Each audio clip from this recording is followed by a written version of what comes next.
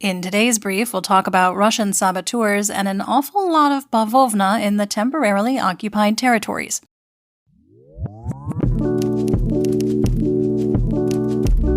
I'm Linnea, and today is Friday, September 22nd, 2023. You're listening to the Ukraine War Brief podcast, where we bring you up to speed on the war in Ukraine in about 20 minutes or less.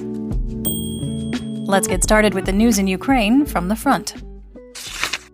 The General Staff of the Armed Forces of Ukraine, or GSAFU, reported that since September 17th, Russian losses have included 24 tanks, 55 armored combat vehicles, or ACVs, 174 artillery systems, 9 multiple launch rocket systems, or MLRS, 5 anti-aircraft systems, and 2,630 personnel.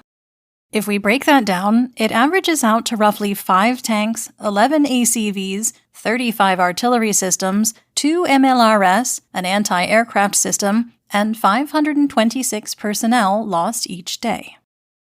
During an interview on the CBS program 60 Minutes, Ukrainian President Volodymyr Zelensky emphasized the importance of continuing to make progress in the counteroffensive regardless of the pace, saying, quote, "We need to liberate our territory as much as possible and move forward.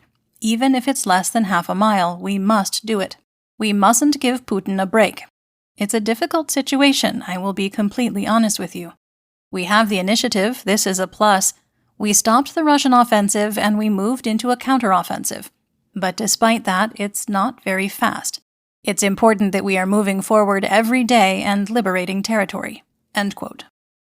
The British Ministry of Defence, or MOD, intelligence update from September 21st reported that Russia's continued military presence in Ukraine has significantly impacted their troops' morale and made high-level training a challenge, since personnel aren't able to be rotated out of the operational zone during their service, noting that, according to Russian State Duma Defense Committee Chair Andrei Karpalov, mobilized personnel are obligated to serve for the duration of the so-called special military operation. The lack of training is highly likely contributing to Russia's inability to conduct successful complex offensive operations. In the Eastern Theater of Operations, geolocated photos were released showing Ukrainian forces in Klishchiivka, south of Bakhmut in Donetsk Oblast, holding up flags for the 80th Air Assault Brigade, 5th Assault Brigade, and National Police Lut Assault Brigade, as well as the Ukrainian flag, and Operational Command East spokesperson Captain Yewleea confirmed that the settlement had been liberated. The 95th Air Assault Brigade also reportedly had a role in the liberation of the area, and President Zelensky congratulated all of the brigades on their success. Geolocated footage from over the weekend shows Ukrainian forces have also captured positions east of Orekhovo-Vasilievka, northwest of Bakhmut.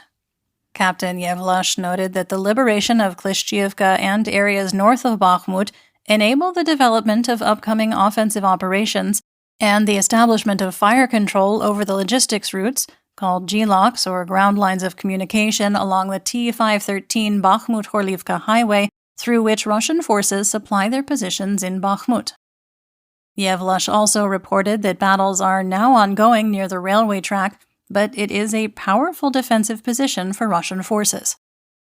The Institute for the Study of War, or ISW, assessed that Ukraine's liberation of Klishchiivka and Andriivka may have degraded the Russian defense in the area south of Bakhmut, rendering as many as 3 Russian brigades combat ineffective. According to Ukrainian Ground Forces Commander Colonel General Oleksandr Syrsky, Ukrainian forces completely destroyed the combat capabilities of the Russian 72nd Motorized Rifle Brigade, the 31st Guards Airborne, or VDV, and the 83rd Guards VDV during the liberation, reportedly including some of Russia's best and most well-trained units. Recent redeployment of VDV from the Bakhmut area to Zaporizhzhia in southern Ukraine has also likely weakened Russian defenses in the area. The ISW quoted a prominent Russian mill blogger in their September 19th report who claimed that Ukrainian artillery units south of Bakhmut are increasingly accurate and precise, enabling Ukrainian forces to safely shell Russian advances closer to Ukrainian positions. The mill blogger also claimed that Ukrainian forces have advantages in aerial reconnaissance and stronger electronic warfare systems. In a video posted by members of Russia's mobilized 1st Battalion of the 1442nd Regiment of the Altai Krai, soldiers claimed that they abandoned their military equipment in the Klishchiivka area after receiving orders from Russian military command to form an assault group and attack in the Bakhmut direction. The soldiers lacked artillery and prepared defenses, however, and complained of ammunition that simply didn't work. In the southern theater of operations, the British MOD reported that Russia is once again using paratroopers as light infantry to reinforce its hard-pressed 58th Army, with at least 5 VDV regiments drawn down from the 7th and 76th Divisions, likely now concentrated within several kilometers of the front line near Robotne in Zaporizhia Oblast. Supposedly, the VDV is an elite force, so they're probably not thrilled to be used to fill in gaps in infantry troops along an overstretched defensive line. According to Chief of Defense Intelligence of Ukraine, Kyrylo Budanov, Ukrainian forces might be able to sever Russia's land corridor with Crimea before winter, since, quote, contrary to what the Russian Federation declares, it has absolutely no strategic reserve, end quote, noting that the newly deployed 25th Russian Combined Arms Army has only about 80% of the personnel and 55% of the equipment it would need to be fully functional. The ISW reported that Russian losses have increased significantly in western Zaporizhia Oblast in the last few days, and Russian forces are struggling with a lack of available combat-effective units, depending heavily on combat-ineffective so-called Storm Z detachments.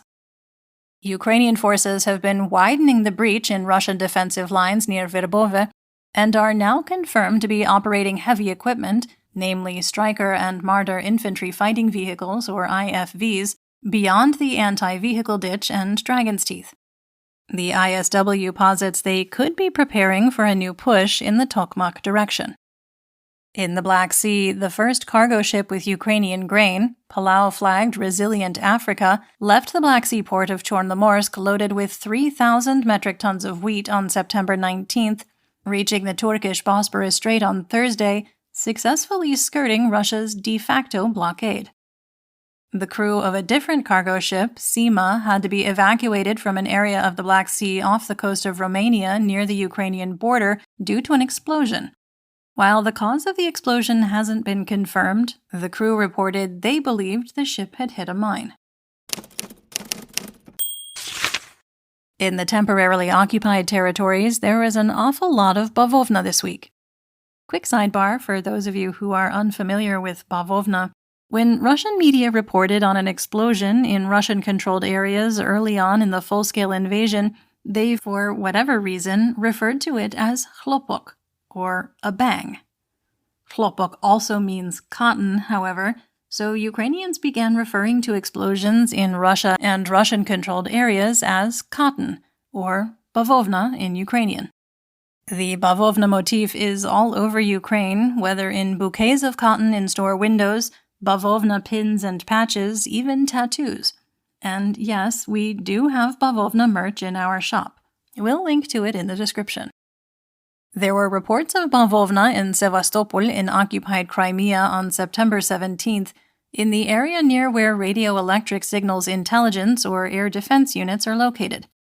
According to the Russian MOD, the attack was a joint operation between Ukraine's defense intelligence and the Ukrainian Navy. A massive explosion was reported in the administration building of the so-called Donetsk People's Republic in the Russian-occupied city of Donetsk on September 18th. Head of the occupation authority in Donetsk Oblast, Denis Pushilin, claimed that the Ukrainian army attacked the center of the city, allegedly damaging civilian infrastructure. No casualties were reported.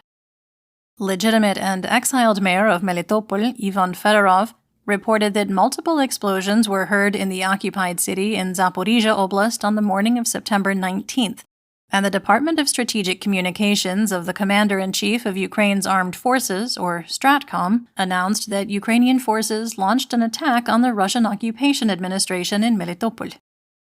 A secret Russian headquarters located in a local engine plant in Melitopol were attacked in a Ukrainian missile strike, reportedly wounding the commander of the 58th Army of the Russian Federation and their chief of staff.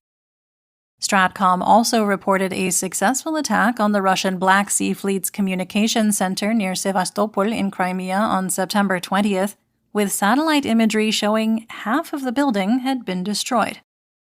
According to Ukrainian public broadcaster Suspilne, the Security Service of Ukraine, or SBU, and the Ukrainian Navy conducted an attack on Russia's Saki military airfield near Novofedorivka in Crimea on September 21st, using attack drones and domestically produced cruise missiles.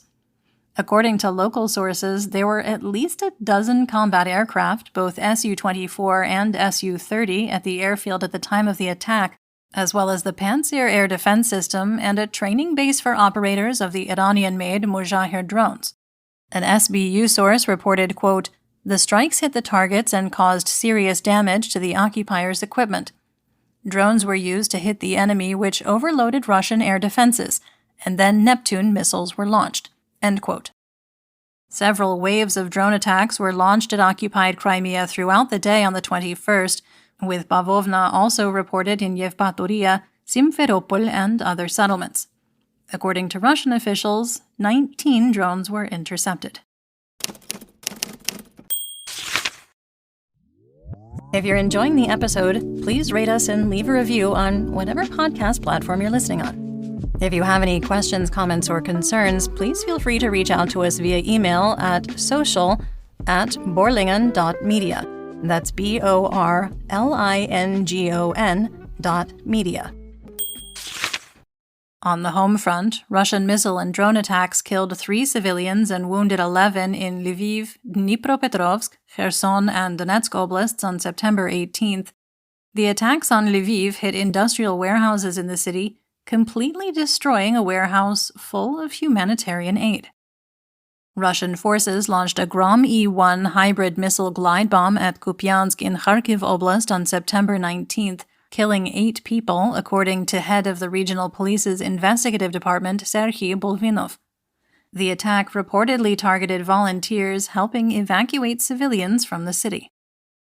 On the 20th, Russian troops shelled Toretsk and Pivnichne in Donetsk Oblast using 240mm 2S4 Tulpan mortar systems, killing 4 civilians, destroying several houses, and damaging outbuildings. Russia conducted yet another massive missile attack on the 21st, launching 43 air-based cruise missiles, injuring at least 21 civilians in Kyiv, Cherkasy, and Kharkiv oblasts. Remember how we mentioned in the last episode that Russia appeared to be building up reserves of air-launched cruise missiles in preparation for winter? Well, Russia's campaign against Ukraine's energy infrastructure may have started up again already, with some of the missiles striking a Rivne Oblast power facility and causing a partial blackout in the region. Speaking of blacked out, let's talk about the Russian Federation. The ISW reported that buzz around the health of Chechen warlord and Kremlin ally Ramzan Kadyrov, who might be in a coma or might not or might already be dead, in the Russian infospace, highlights Russian President/dictator Vladimir Putin's dependence on Kadyrov for continued stability in Chechnya. The destabilization of Kadyrov's rule would be a massive blow to Putin, in large part because Putin's early popularity in Russia was tied to his establishment of so-called stability in the region through the brutal First and Second Chechen Wars between 1994 and 2009 that effectively installed Kadyrov's father, Akhmat Kadyrov, as the head of the Russian-controlled republic. According to the Kyiv Post, Russian troops are being recruited into the ranks of Ukrainian partisan units and blowing up their comrades in sabotage operations in exchange for cash or the opportunity to live abroad. The Post cited an incident in which a Russian soldier allegedly placed 10 kilograms of explosives between 2 trucks at a military base in the occupied city of Khenechsk in Kherson Oblast, which were then detonated as Russian troops boarded the vehicles. Atesh, a partisan movement of Ukrainians and Crimean Tatars, reportedly orchestrated the operation. There was no word on the going rate for blowing up fellow Russian troops, but I'm sure if any Russian listening is interested, one could find out via the Atesh Telegram channel, Atesh_UA. Saboteurs also blew up 2 Russian fixed-wing aircraft and a helicopter at the Chkalovsky Air Base in Moscow Oblast, according to Ukrainian intelligence. Unknown individuals planted explosives at the clearly not well-guarded enough airbase, damaging an AN-148, an IL-20, and an Mi-28H helicopter. Needless to say, Russian military command was pretty upset about it. In news worldwide, Latvia announced on September 19th that it was closing one of its 2 border crossings with Belarus due to ongoing migrant-related issues with Minsk. The second checkpoint will reportedly remain open for freight, urgent humanitarian movement, and emergencies.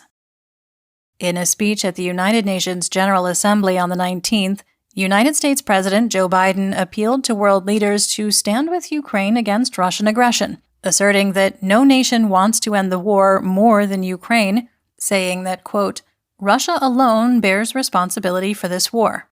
Russia alone has the power to end this war immediately, and Russia alone stands in the way of peace," end quote, emphasizing that the U.S. will continue to support Ukraine in its efforts. Ukrainian grassroots organization Razom released a new poll on September 20th that indicated 63% of respondents in the U.S. support continuing military aid for Ukraine in the coming year's federal budget. 79% of respondents agreed that, quote, "Russia is committing human rights atrocities and bombing innocent civilian areas and apartment buildings. They must be stopped and made to pay for the destruction they have caused," end quote. Quick sidebar.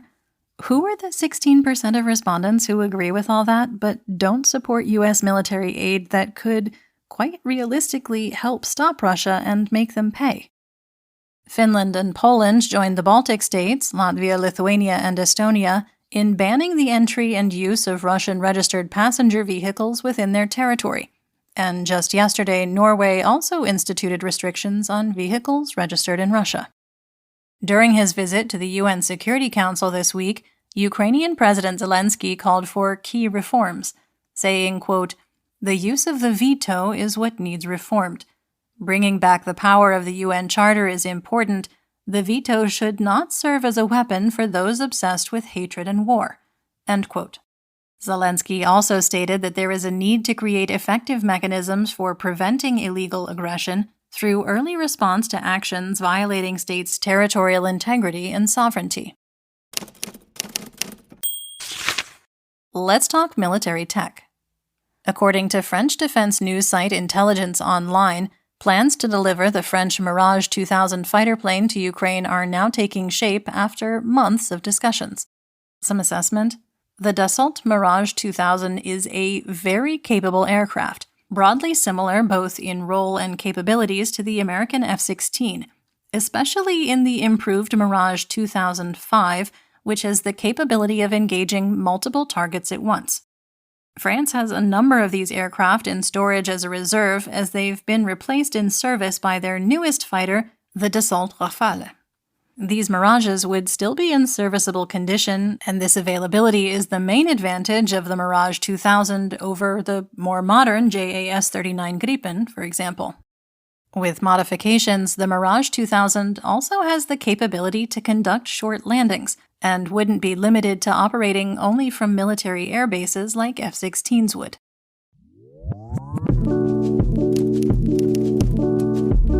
That's the brief for today. Remember to check your sources and don't fall for propaganda. Join us on YouTube and TikTok for more Ukraine content and live news reports, and please consider supporting our work on Substack. You'll find the links in the description. We'll be back on Monday with more updates. Until then, stay safe, everyone.